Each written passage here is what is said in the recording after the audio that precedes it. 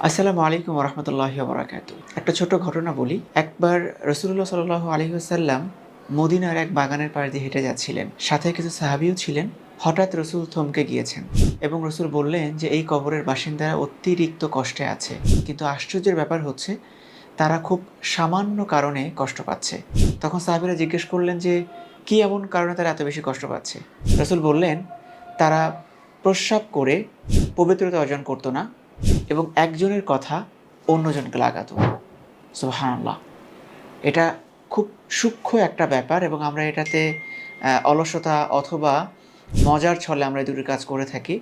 কিন্তু এটার জন্য যে কবরে কত বড় একটা শাস্তি আমাদের হবে এবং শুধুমাত্র শাস্তির ব্যাপারটাও না, ইহকালীন জীবনে আমাদের কিন্তু সামাজিকভাবেও আমরা খুব ঘৃণার পাত্র হয়ে যাই যারা জিনিসটা বুঝতে পারে। তাই এই দুটো জিনিস থেকে আমাদের বেঁচে থাকা উচিত।